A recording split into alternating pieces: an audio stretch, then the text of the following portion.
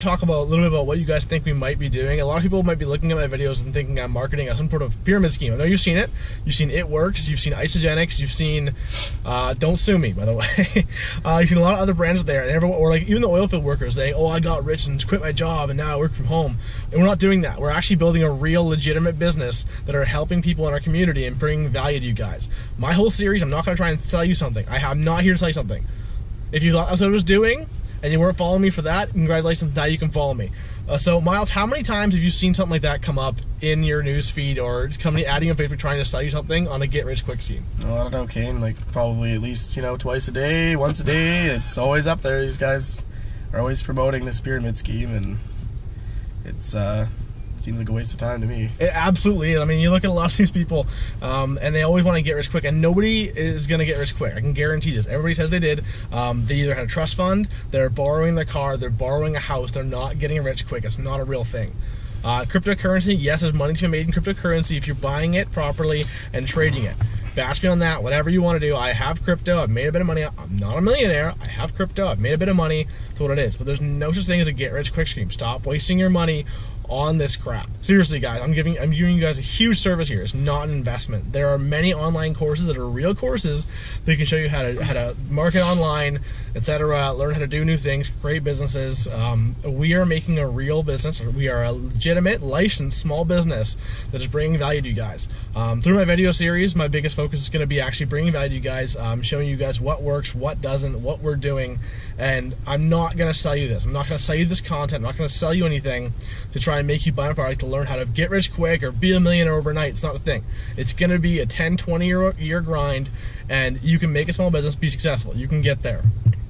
A lot of things that I learned are from Gary Vaynerchuk, Andy Frisella, who both do all of their stuff for free.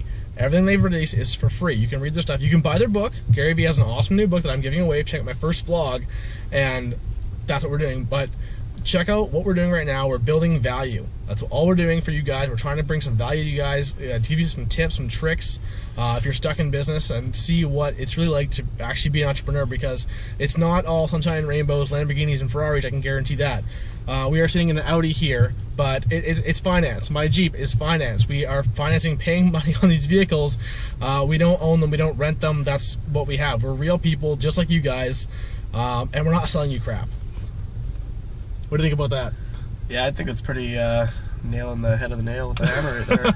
I mean, you can't get rich overnight. Some people do. They can put out a popular video or whatever, and that's the luck of the draw. But I mean, if you have to get down and grind, then it takes time, right? It takes planning, and you can be viral, man. You can make videos or make music like Chumbawamba. Remember that song? Mm-hmm. Those guys, they made one song and they got famous crowd. And that one-hit wonders. Pretty good. That's you can make some good money. You can make quick money, but I can guarantee if you make quick money, it'll be gone as soon as you make it.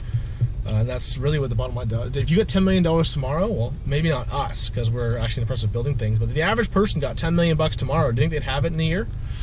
Well, I think they'd take a good chunk out. Like, I've heard a story about a man, North Island. He won the lottery. I'm not too sure the numbers, but he basically partied it away in 1 year, and he bought a very expensive house. And the great thing with that is, like, you buy this house, it's totally cool, but you got your property taxes and all that stuff. You pay the house off, but you can't spend the 30-40 grand it's going to cost a year to pay your property taxes at that point, because absolutely, you're still back to your old job because you just lost all your money partying it away.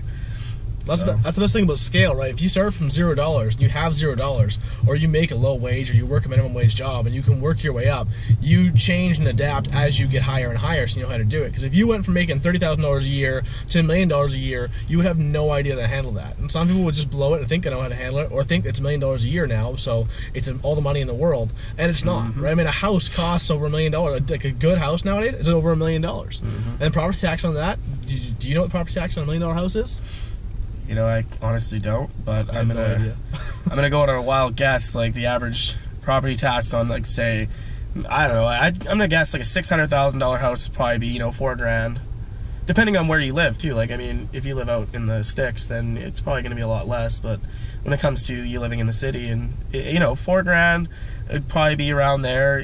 I'm sure anybody could quote me that knows or you know. I don't know real estate. I have no idea what real estate. But I don't want $1 million house. I'm gonna say like it's probably up around like 10 grand or so. Like I mean, and like that's a good blow. Like I mean, if you make like an average wage these days, like somebody that's gone to school, like say a teacher, they make like $50,000 to $60,000, and like that's a pretty good blow on your actual taxes and stuff. Like you don't get $60,000. You have to pay tax.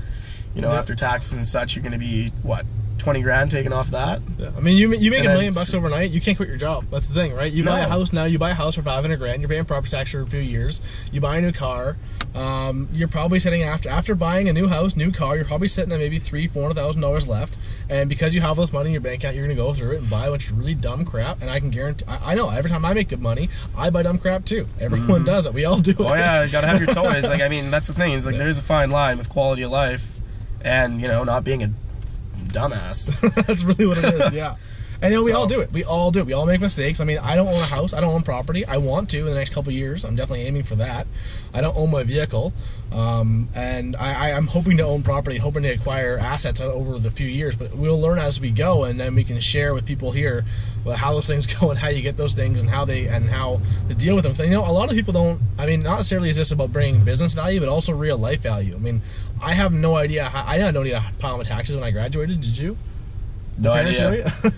I was upset about it. You go to H&R Block, you give them $40 and you hope you get money back, right? That's I think the first time I ever filed taxes, I owed $1,000 and I almost had a stroke. I like was calling, like the government, and I was like, well, what the heck's going on here? And I ended up having to fork out $1,000. I wasn't making very good money at 18 or 19. No. Like, oh yeah, no. I mean, I did okay, but like it was a pretty good blow on the bank account there. So. Oh yeah.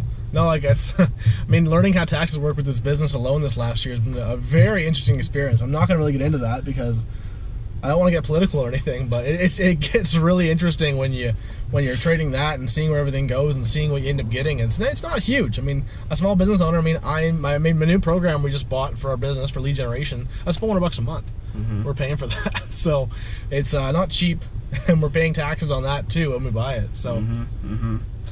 Yeah, I mean, a lot of people can sugarcoat whatever they're up to in life, but I mean, I think the biggest thing is being real with everybody and showing them what's going on the inside, and yeah, you don't need to be. I think that's super important. I think everybody on social media is just faking it. They're just faking all these perfect lives, and it's not perfect. I mean, I went through a lot of crap last year. People already saw it on my Facebook, one thing that I went through, or if they want to know, they can ask me. I'll tell you how my last year went. It was garbage for some things that we did, and like for our business, it was great. Like for our business, it was fine. I mean, I had a couple slow months because of the personal issues and stuff like that I had with my own life I was dealing with. Mm-hmm. But other than that, like it wasn't all sunshine and gravy and Ferraris and Lambos. No, nothing is. I mean, like as I said, like.